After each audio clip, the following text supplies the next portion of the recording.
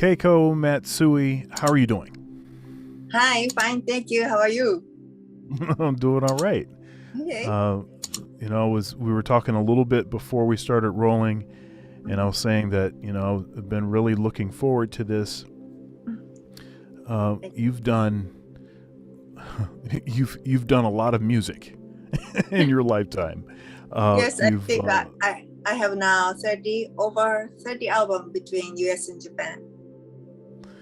it's quite amazing, quite remarkable, and the folks that you've collaborated with is a who's who list. It's the big names, and so congratulations for having such a um, you know such a great career, and you're Thank just getting you. started, right? Yes, and just I'm so grateful I can travel with my music, and now I can see, um, I can tour in many parts of the world before COVID starts. Yeah, COVID had the pandemic had a pretty funky Yeah. impact on the entire industry, every aspect of it, Mhm. from teaching music Mm. to playing at churches or Mhm. um, festivals, touring, Mhm. clubs. Yeah, everything got and totally destroyed. including production team too, Right. like sound Studio. engineer and a lighting director. Everybody was having hard time. Yeah. Mm. Um, and one thing that uh, I've not been satisfied with is the Mm. way that the media has tended to cover Mhm. the pandemic and not really talking about artists, Mm. and people that are in the service industry. Uh, Oh. there was a lot of talk about essential Mhm. workers, Mhm. and I happen to believe that what it is that we do, make music for a living, Mhm. Mhm. I happen to believe that that is essential. Mm. Thank you. Yes, I believe so. Of course, different way, but Right.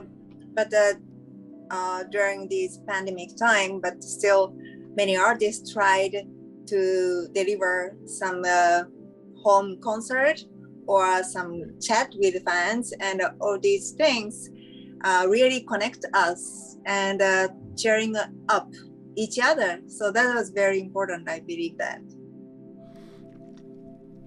Yeah, I think the pandemic caused folks to become much more technologically savvy, Mm. like overnight. Like, okay, um, what is this Zoom thing? Mm-hmm. How do I use that?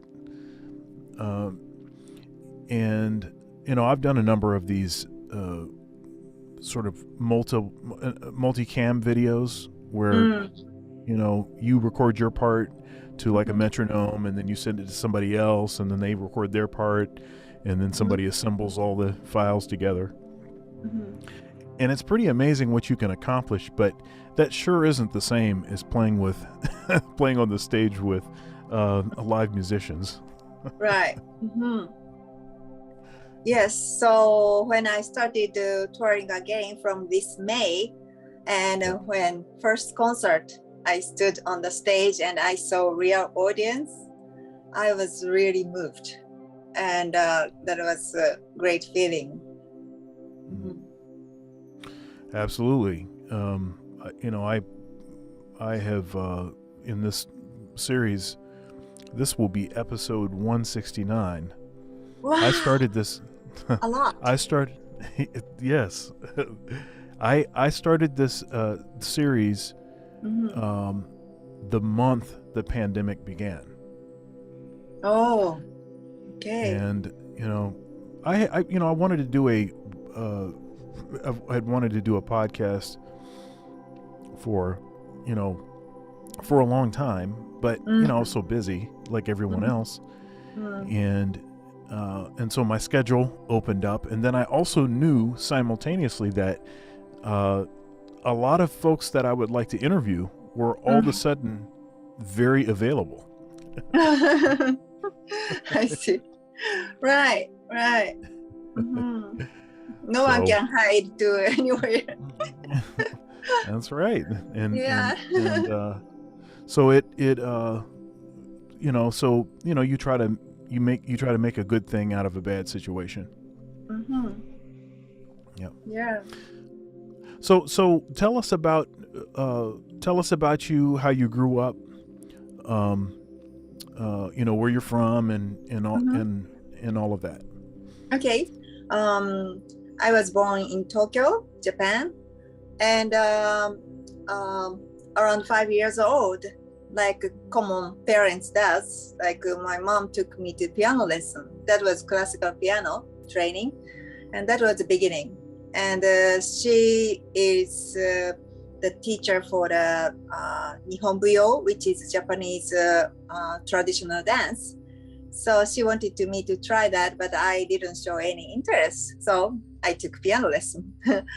and um, but I never thought about becoming professional musician. But in the elementary school, like writing diary, I started to create a little bit of melodies. And then gradually I was into sports and dance and studying, and not dance, sports and studying. And besides that, I kept doing having lessons. And at some point, um, I started listening to many different genre because at home my mom loves the music, so I found Ella Fitzgerald, Oscar Peterson, and a movie soundtrack. So I just started listening to it, and just gradually started playing different genre too. And then skip, and then around high school, I started to learn more professional composing and arrangement for the band and writing for the commercial and movie. And then I had opportunity to write, to compose for the Japanese big film. And director told me about the image. And when he was telling me the image of the movie and gave me the script, and then suddenly I received the intro and also whole theme melody. And since then I found my interest towards writing, not only for my music, but writing to the visual is not only 1 + 1 = 2. So it was more interesting creating progress. So around that time, instead of trying to write, I started receiving some elements, melodies. Okay, so when you say receiving melodies, tell us what it is that you mean. Sometime I hear from somewhere, I and see. yeah. So since I started my own music, my image is like this. So like classical melodies, classical song, or jazz standard, they are still fresh after many centuries, right? So Yes. my kind of image is I hope that I can write strong melody which can stay in human's heart for a long time. So that was the beginning of my kind of writing progress. And then without playing piano, I just sit in front of the piano and I just wait. And sometimes I catch and write it down on the music sheet. So that kind of progress is I have been doing for every album. Okay, so so I'm going to ask you about this behind you. Is this a dream catcher? Oh, yes. Right. Okay. So Yes. so let me so you're talking. Thank you so much for watching my video so far. If you'd like to support, there are several ways to do so below. Also, likes are free. Please comment, share, and subscribe. Now back to the video. Okay. Yes. So you're talking about receiving melodies, Mhm. and you said from sort of out there. Mhm. So I'm thinking maybe you're saying that the melodies are come from another dimension, sort of like a spiritual Mhm. kind of experience that's happening. Yes. What are you? Okay, so talk to us about your spirituality and how your Uh-huh. spirituality is involved in Okay. maybe creating sensitivity to these melodies. Mhm. Well, I don't have particular religion, but I believe that something above. And for my inspiration, sometimes nature inspired me, or sometimes my thought about where we came from and where we go back. That kind of things, emotions, really influence to me. And also I believe that music is not only music, because sometimes music cheer, encourage people, and sometimes we put our mind together. And because of my special experience by touring over 30 years, I always at the concert feel very fortunate, because music connects us beyond culture, religion, language, everything, and we can just put our mind together. So I believe that music is the gift from universe or God for us to put our mind together. So that kind of experience is really reflecting me, and my belief about that is became stronger, and also my connection between piano is getting stronger too. Yeah. So yeah. I mean, I have I'm Christian, and that sort of worldview helps me to make sense of things, and certainly has been instrumental and involved in my creation of music. I remember when, so I started when I was 6, so a year older than you were when you started, and a lot of my early experience with music I don't actually remember. But fortunately, my dad was my teacher all the way until I went to college. Wow. So frequently I'll ask him questions. Okay, so what was I doing, and how did this situate, and what kind of things did you have me practicing, and what was my commitment level or whatever. Did you have to hassle me very much to get me to practice? All of that, those kind of questions I've asked him. And so pretty close to when I started playing, I started composing, started writing music. Wow, wonderful. And this thing that you were saying about receiving melodies, a regular time for me to receive melodies was when I was asleep. Oh. So I was dreaming melodies, and I'd wake up, it would be 3 in the morning, and I'd go down and I'd try to write out the melody.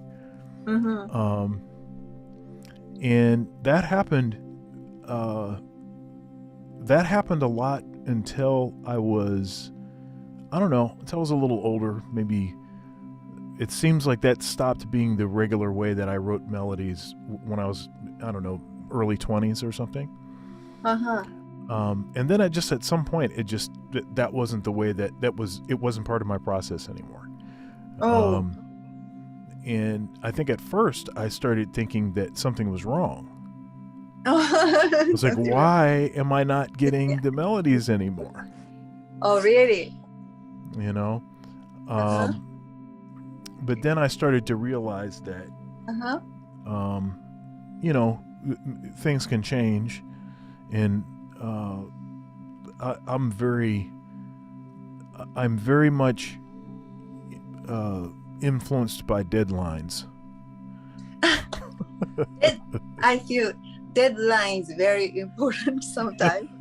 And when I had deadline, and few songs came when I was sleeping too.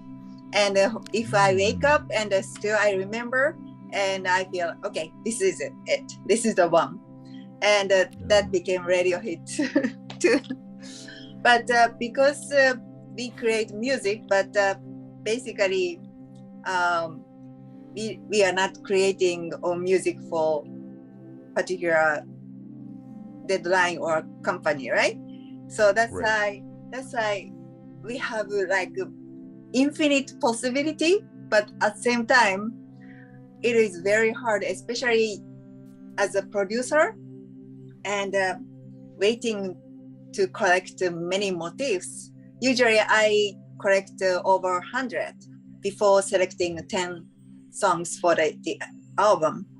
So Right. kind of I didn't set the deadline, and then sometimes I catch and sometimes go to sleep, and sometimes starting tour and then I forget about me. I cannot concentrate on writing, and then postponing. And originally I was already finished recording project for new album this year, but Mm. I'm still writing. So deadline is important sometimes. Yeah, uh, writing my own compositions Mm-hmm. is has become a lengthy process, Mm-hmm. and it seems that the more uh, compositions that I have that I Mm-hmm. haven't recorded, the Mm-hmm. less motivated Mm. I am to to write, because I'm like, well, I still have 20, 30 things that haven't been recorded yet. Uh, Why do I need to write something else? I think that I don't think I'm not thinking that consciously. I think mm. subconsciously I think that's what Mm-hmm. I'm thinking. Mm-mm. So I get like a pretty strong writer's block Ah, when that happens.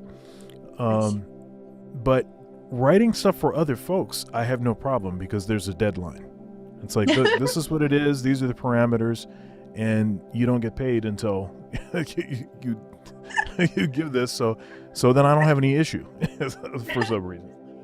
Uh, Yeah, sometimes and also they have image and they have idea like which kind of song they want to have.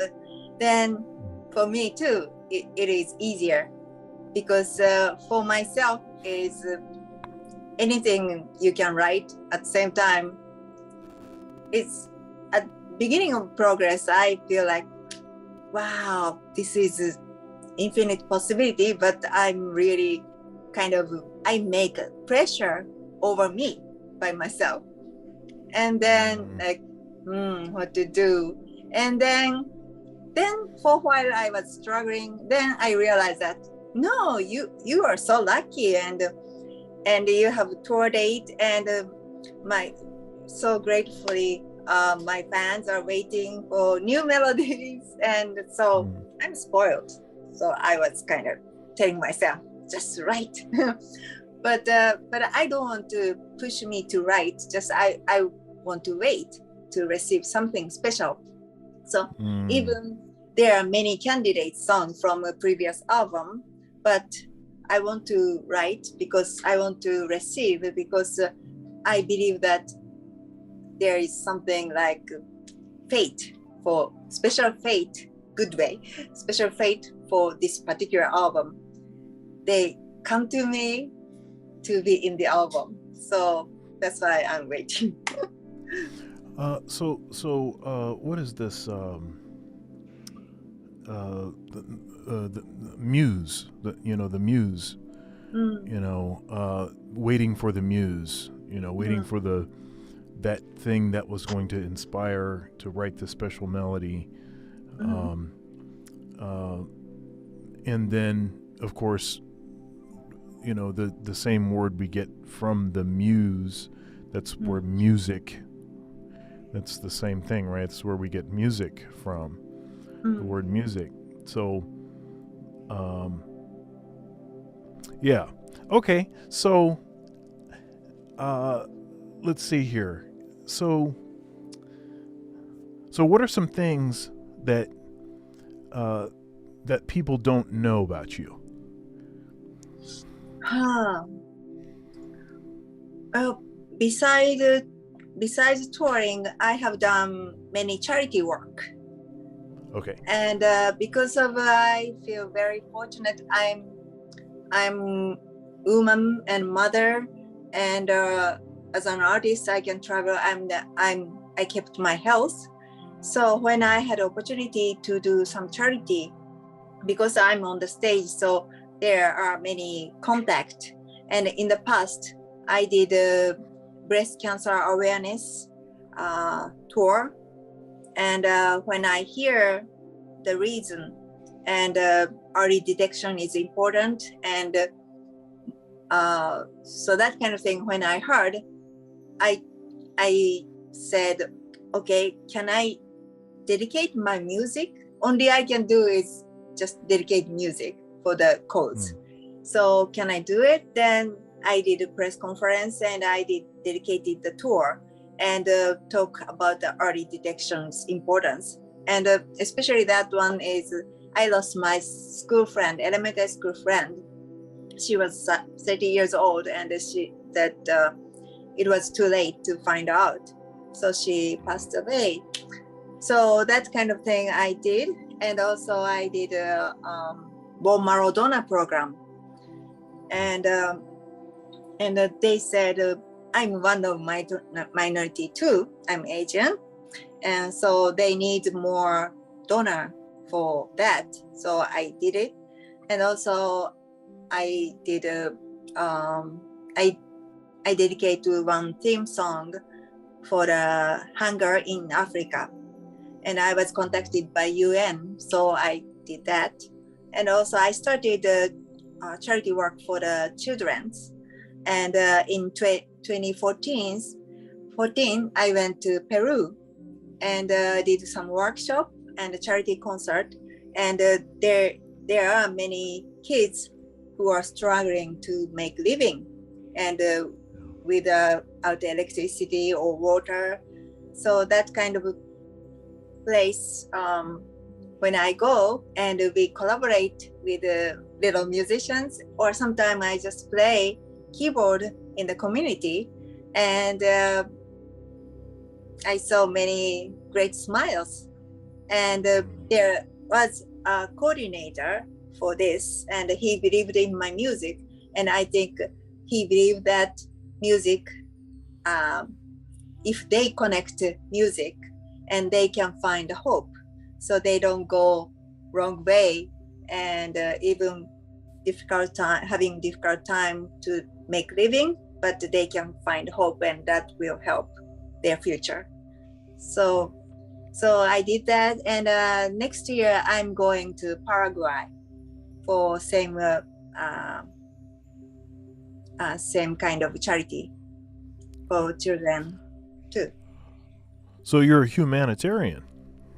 I'm trying my best besides my concerts. Yeah. And so do you have any hobbies? You have any other interests? I like traveling, and my early career, I was just going there and come back, and just I didn't have enough room in my mind too. I didn't see different part of the world much, because just touring and moving to the next city. So there's no time. But the last 5 years or so, when I go to Europe or Mexico, I just take extra time for myself to see the beautiful places. So that's my hobby. And also because of the pandemic, I had lots of time to stay home. And this is rare. I had lots of time to watch movies with my daughter. So that was a very special time for me. All right. So what kind of movies? Japanese special animation movie, and also like a Green Book, and I like the Green Book a lot, and different, and Star Wars. All right, yeah. Yeah, go back to early era and kind of Matrix and just recalling all the movies. Yeah, of course. That was really fun. Yeah, okay.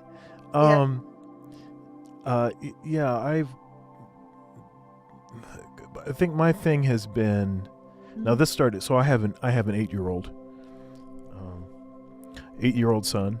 Oh, great. And so one thing that's began is that, I'd be in his room when he was going to bed and going to sleep. And that, from when he was an infant. And so I started watching shows when I would be in there. I'd have my phone and I'd be watching whatever on Netflix or whatever, watch series of shows. And that has kind of stuck. And so now I find myself going back through old shows, so shows like The Office, or, I've been telling my students, I teach, I'm the director of jazz studies at Ohio State. And I tell my students frequently that every once in a while I will go I'll go through the entire Rocky universe. So there are 6 Rocky movies. So there's Rocky 1, Rocky 2, Rocky 3, Rocky 4, let's see here, Rocky 5, then Rocky Balboa. Right? So that's 6 Rocky movies. Then there are 2 Creed movies.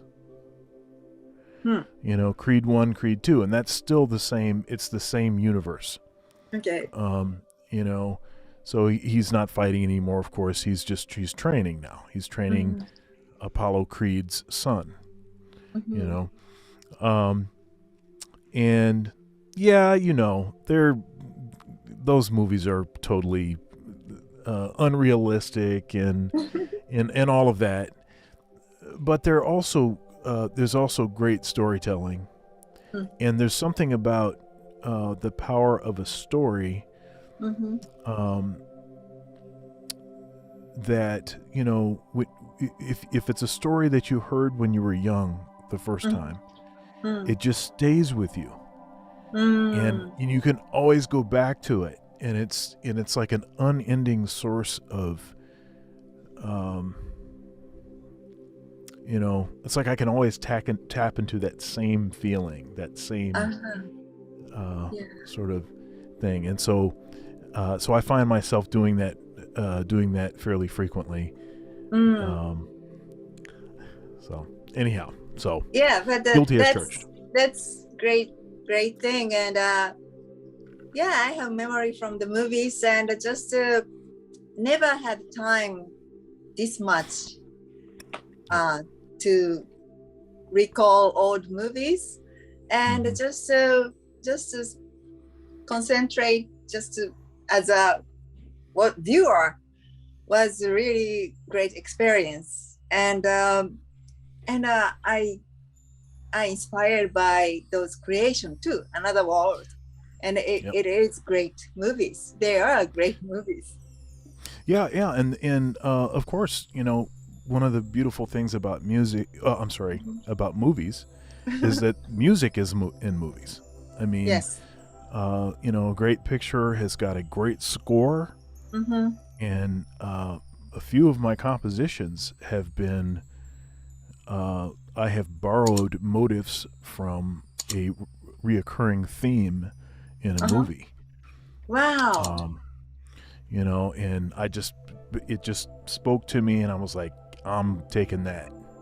you know, Mm-hmm. um, and then sometimes a movie, just something about the movie, it just it speaks to something that's happening in my life at that point in time, and Mm-hmm. then it sort of amplifies that thing, and then that becomes the sort of inspiration to write. Mm-hmm. That's been the case also. Mm-hmm. Um, Yeah. but but yeah, movies are especially good movies. Uh, Yes. is Yes. a And can be wonderful. inspiration is because of our life moving on. And when you see this same movie, but the impact is different. Yes. Yeah, when we saw them. Yeah, and that's interesting point because that you're making. So one thing, Mm-hmm. so even if I watch something Mm-hmm. that, in the grand scheme of things, wasn't that long ago, Mm-hmm. like The Office, the series The Office, Mm-hmm. which has been off the TV for not that long, Mm. you know, but I when I haven't seen that, but but okay, so it's just what is it, like 7 seasons, 7 or 8 okay. seasons, right? Mm-hmm. And it takes place in an office, and Mm-hmm. there's just a lot of it's a satire, Mm. so there's a lot of humor involved, but Okay. with the satire, it's a lot of it's they're telling a lot of truth about human interaction, Mm. especially in an office kind of setting. Mm. And so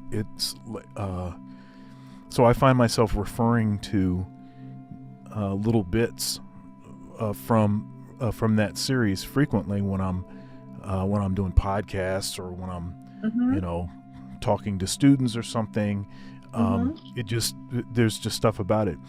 Mm. But if you go back and you look at the date Mm-hmm. that certain things took place, because in those shows, they will reference current events in those shows. Oh. So, for instance, one of the shows I was watching, Mm-hmm. it might be The Sopranos. Um, I think The Sopranos overlaps 9/11, Oh. right? And so Yeah. they talked about 9/11 in the series, and then when Uh-huh. you and because I watched that series, it was on HBO. I Mm-hmm. watched that series on Sundays, Yeah. each week. Mm-hmm. Um, I don't know. It just creates a certain kind of uh, returning memories. Things Mm. uh, that I had forgotten. And Mm. by watching the series again, it's like I start remembering things that Mm-hmm. were happening at certain Mm-hmm. times. So Mm. anyhow, Mm-hmm. it's interesting. All right. Mm-hmm. So uh, okay. So you've played all over the world with great musicians, and what have been some of your favorite moments on the stage? Ah, wow. So hard to compare, but Yeah. let's if I start from my early career, then like 88, I just started US career, and I did some few opening acts, right? And that was California dates, and few cities I did special guest for Miles Davis. So Mm. Costa has a special guest, Miles Davis special guest Keiko Matsui. That was like wow. That And is pretty. That's pretty great. yeah, and my band member was like excited, and then I was at the backstage, and somebody said like Miles is coming, and then I was stood like this, and then he was just across from my dressing room, and he saw me, and I saw him, and I said hi, Japanese bow, right? Japanese bow like this, hi, and he said hi. And his aura was great, and of course after our performance, we enjoyed his performance from the theater. We saw that, and also I did George Benson's special guest too. And then after 30 years later, we were on the same cruise, and I saw George, and hi George, Keiko, and oh, I'm so happy, and I'm proud of you. You are doing wow, and that was great. We reunite moment. Yeah. So that kind of thing happened when I started, and then gradually I started doing my show as a headlining, because some part with different combination with the artists, I was told like you got too many standing ovation. Even you are opening act.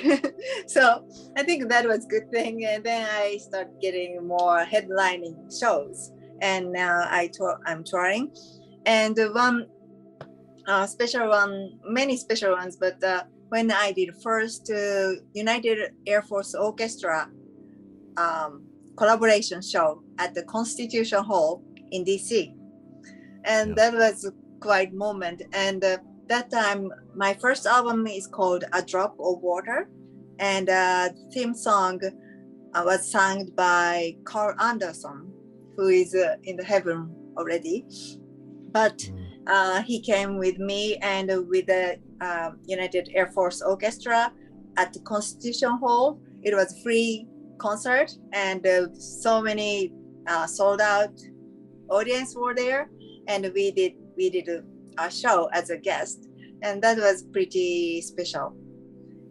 And when I did the first time concert in Johannesburg, South Africa, before going there, my manager told me, you will enjoy it, you are the star over there. So I said, no way, I never been there.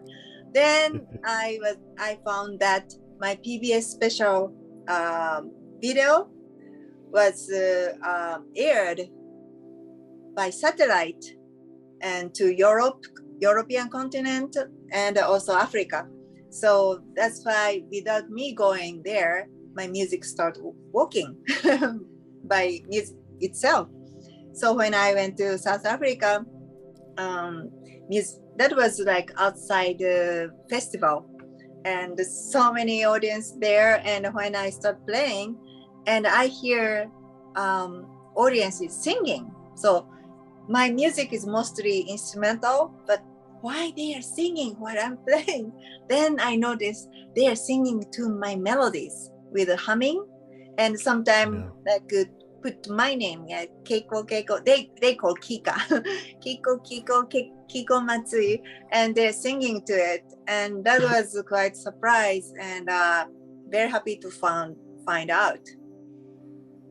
And sometimes Russia, and I started the Russian tour around 2000, and of course I never played there, but when I did first show at the beautiful opera house type of place in Moscow, and the audience is like vibe is like a classical concert, and ladies and gentlemen with a black tie, and even kids wear the tuxedo, and they were sitting quietly. And after first song, I finish and I bow and going to start talk. Then they're clapping, applause didn't stop, like brava, brava, bravo, brava, brava, and it became like this tempo. So this kind of thing happened at the end of the show usually, right? For encore. But that was beginning of the show, and then that was quite surprised, but a great moment. Yeah. Yeah, it's wonderful. Thank you.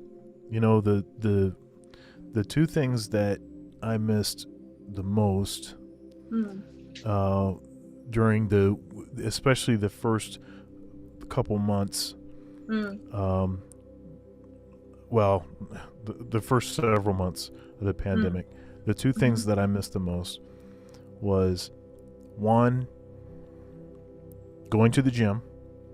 Oh. I missed going to the gym.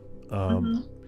I'm a avid, uh, I go 5 days a week, Wow, and that's a good thing. yeah, it's a great stress reliever. Mm. It's a great stress reliever, and I am, as others are in my situation. You know, it's a lot of stress Mm-hmm. doing the kind of work that I do, Mm. and so it's a great stress reliever, and there's a lot of responsibility and stuff. Even Mm-hmm. being a parent, you know, there's a lot of Mm-hmm. responsibility, Right. and And you so were teaching, you kept teaching for student online, right?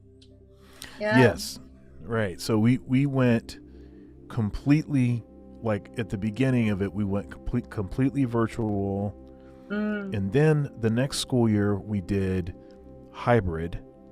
Okay. And so the hybrid thing was really strange for Mm. music, but Mm-hmm. at least we were able to do it in person. So Mm-hmm. we were all spread way out in a room. So, like a big band, for instance. Mm. Um, so I direct our top big band, the jazz ensemble, Mm-hmm. and so the the we're spread. There's at least 10 feet between everybody. Wow. And if you can imagine doing a big band like that, Yeah. um, at one point, you know, we started getting used to it, but then Mm. we do a concert and we do the concert the same way, all this Mm. space between it, and then we were relying more on amplification so that you could hear people, you know, because Mm. usually you're like right next to each other. Right.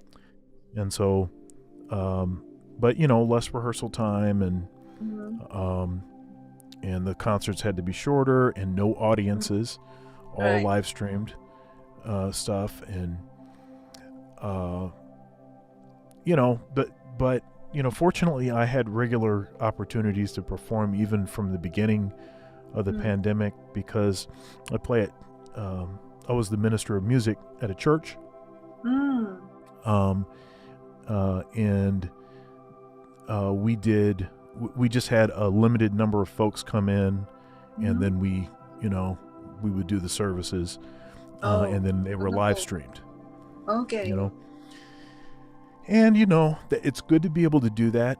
Mm-hmm. I'm grateful that we have the technology to be able to Mm. do something like what we're doing right now, and Right. it's great.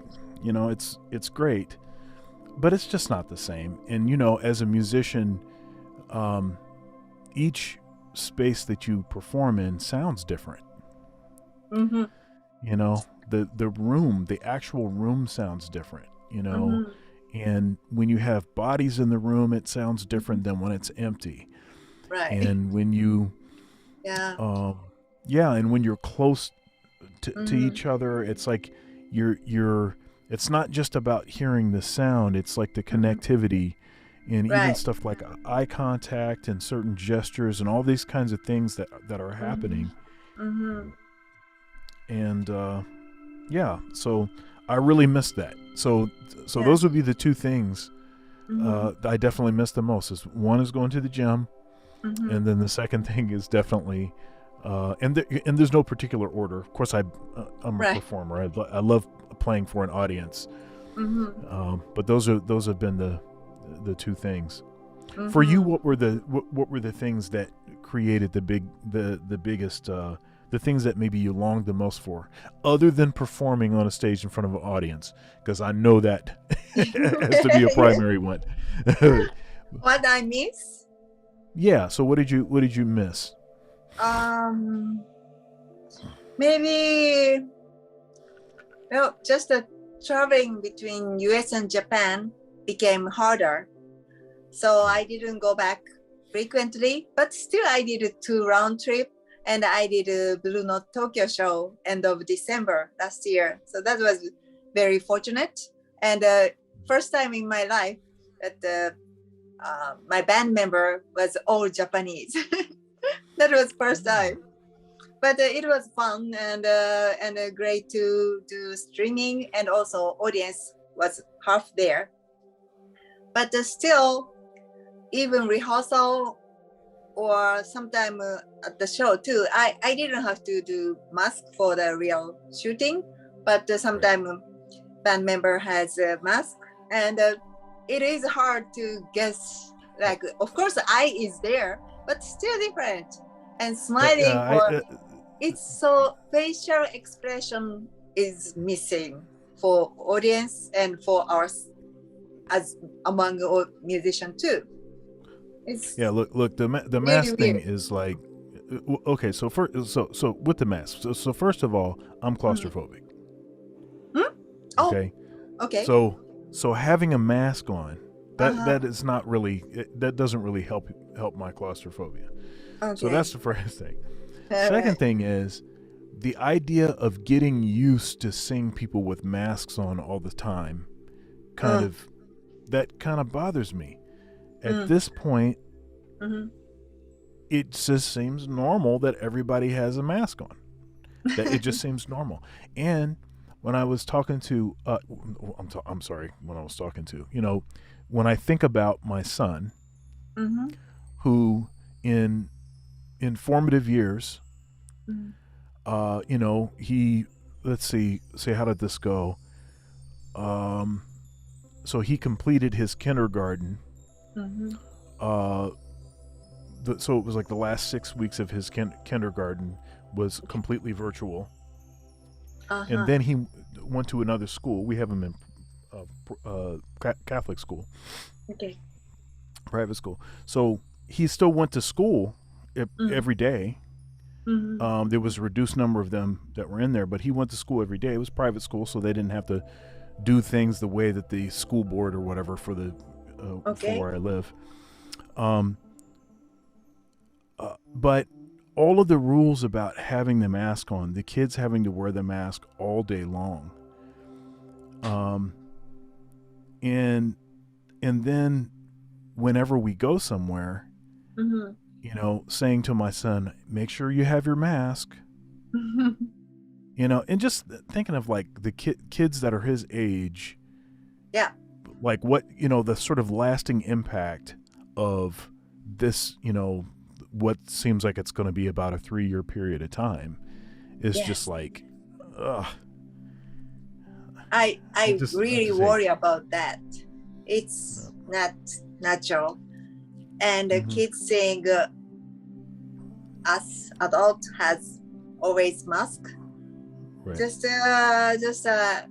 But the good thing is your son commute to the kindergarten. That was good, because staying home and afraid of something and having mask all the time is not good for mentally. And kids should see that face expression. So I'm living near ocean, and around here is not city. So we have distance between people, and still in the shop we need to do this, but more and more like we should have without mask, and the sun and the air, we breathe, feel the breeze, and those things are important, especially for the little ones. I really worry about them. All right, so I want to ask you about your influences. So in your music, so I guess we could break this up. We could talk about your keyboard playing, your piano playing, and we can talk about your composing and arranging. Okay. So as a pianist, who have been maybe some of the biggest influences on your playing? Okay. Not only the piano performance, but of course Stevie Wonder, and and also student era, I listen to like Keith Jarrett and Chick Corea, of course, and Bob James and Joe Sample. They are my idol. Yeah. Yeah. And how about your composing? Composing, actually, I don't play classical composition for the show, but still I love listening to it. So Chopin and Bach and Rachmaninoff, very melancholic and romantic, passionate. So those music influence to me. And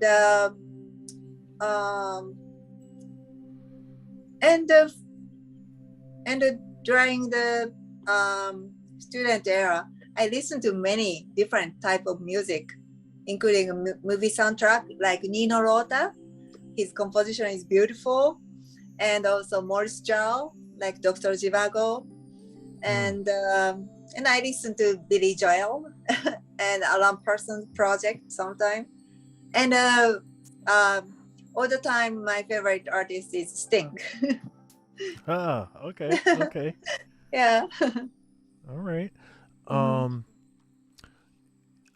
And then let me ask you about your practicing. So what kind of stuff do you practice?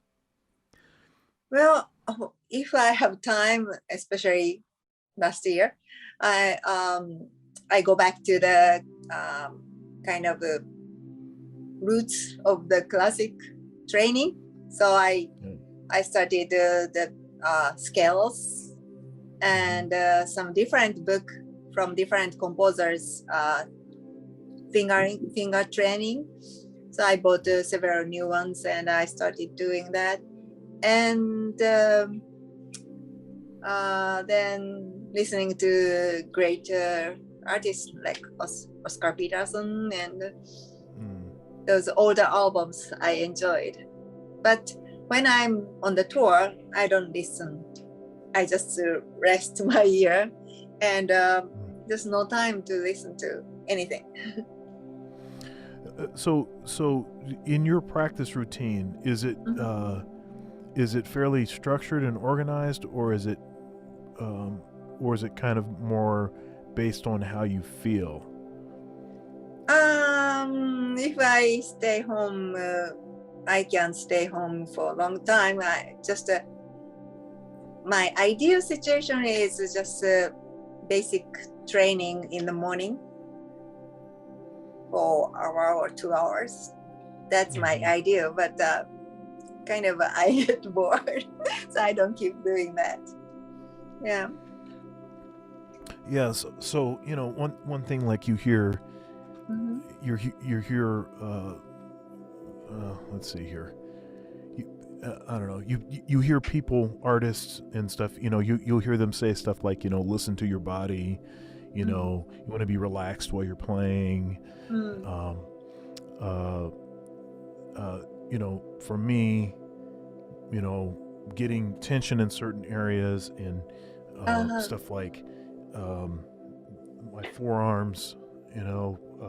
Tension in my forearms, which obviously has a pretty massive impact on what's going on with your hands. And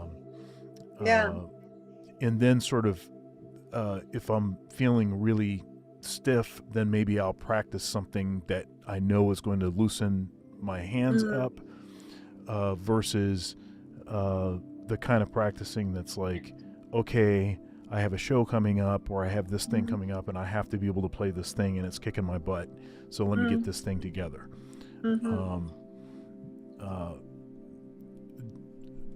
I mean, is your do you ever just like turn a recording on and just play?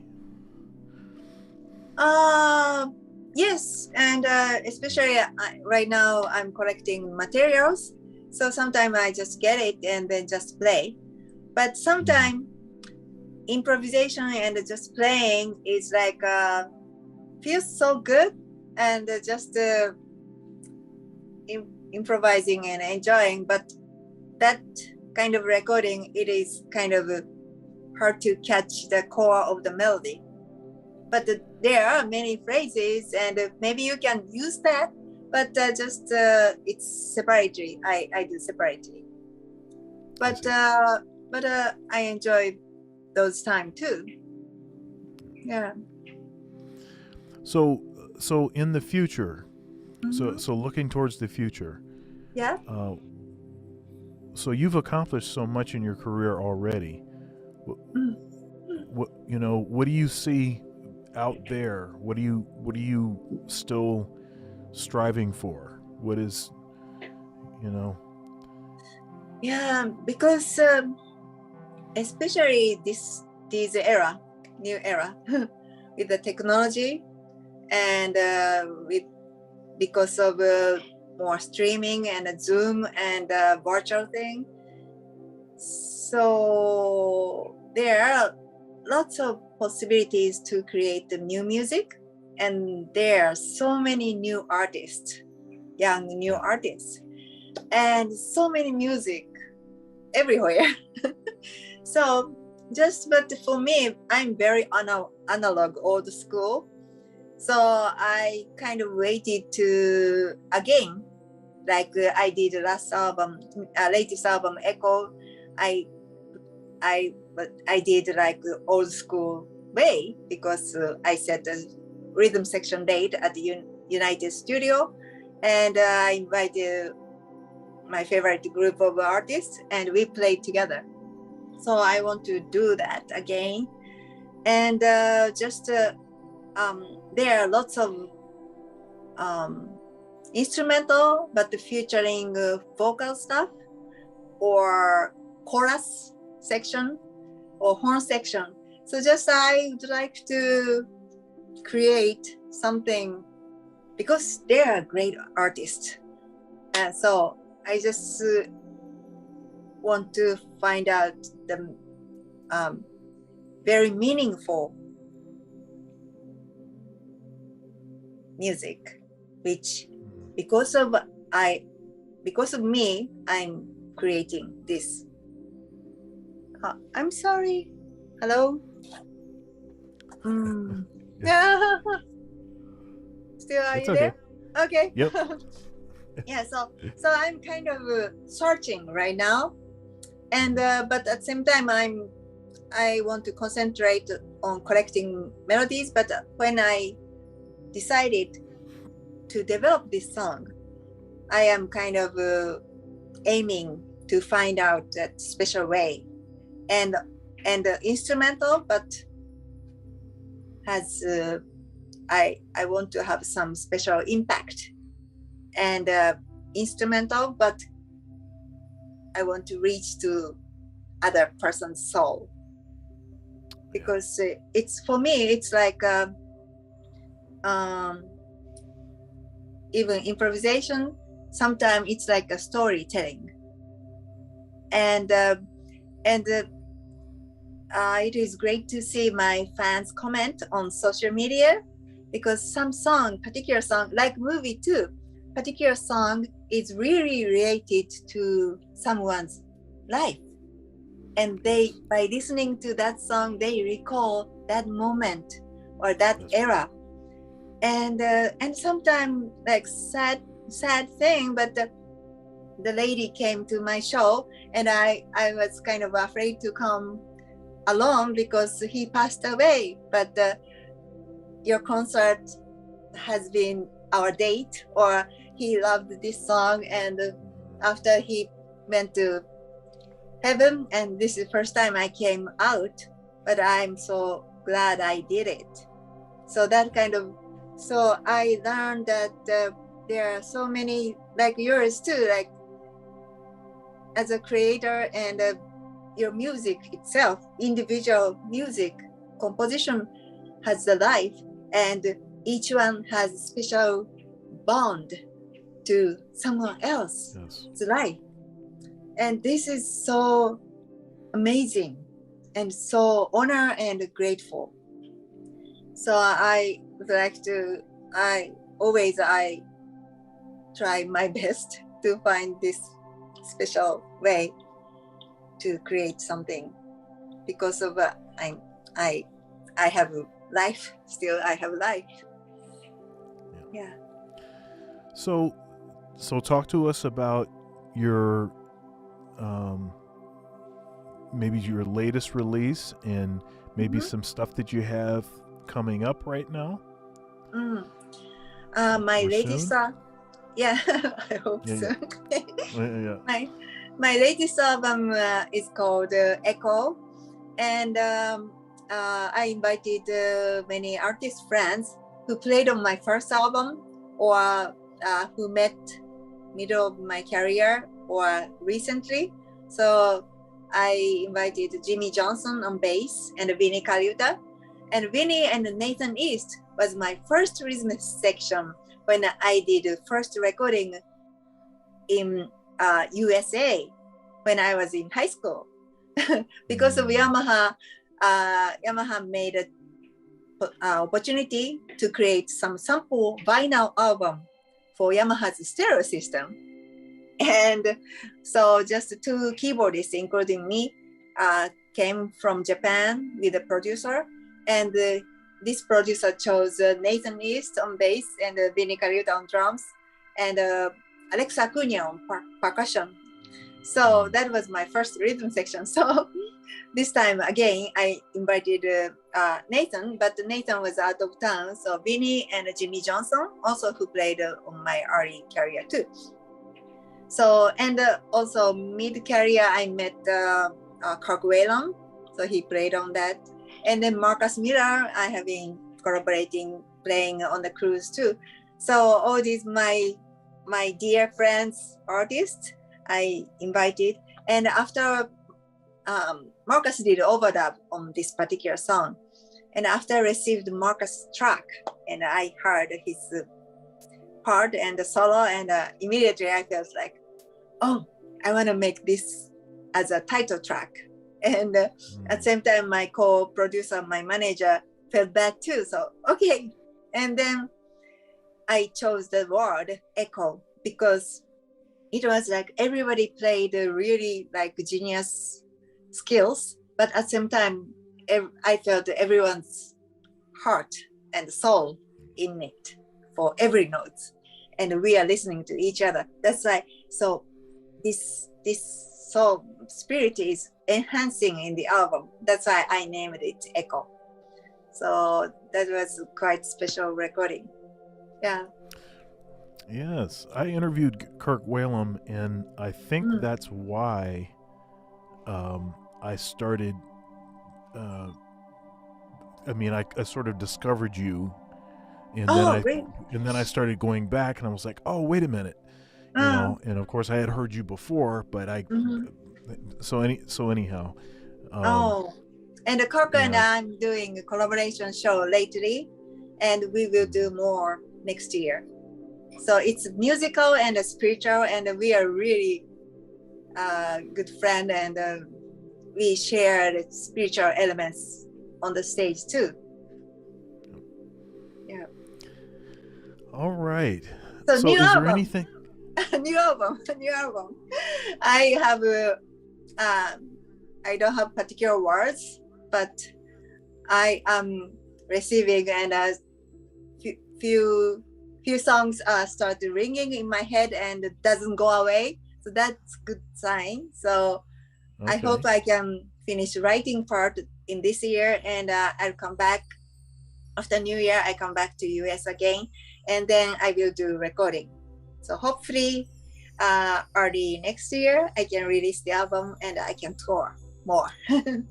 That will be great. Absolutely. Thank you. Yeah, I think that would be great for everyone. Thank you.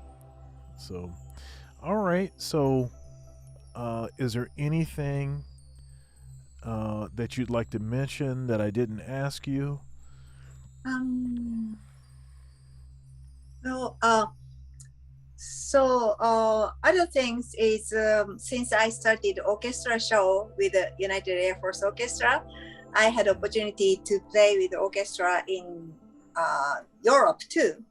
So someday I hope that I can bring orchestra show, because it's different from band show. Sometimes I do piano solo show, and sometimes with a quartet, and sometimes with the orchestra, and the orchestra show is really enhance kind of my music world in different way. So I'd love to deliver that show for US fans too. Now, with that kind of show, would you be doing, some or all of the orchestration? Actually, I have an original idea, but fortunately, I had a great arranger at the United Air Force Orchestra, so they made a kind of nice repertoire, and sometimes different arranger did it too. So, yeah, I have now catalogs. Yeah. Okay.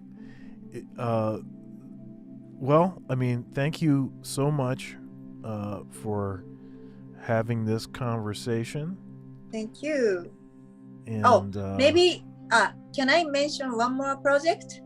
Of course. Yeah. So I forgot, but in early 80s, not early 80s, maybe early 90s, I had opportunity to do all-star tour called Night on the Town. And that era was really earliest era of collaboration. Lately, everyone collaborate.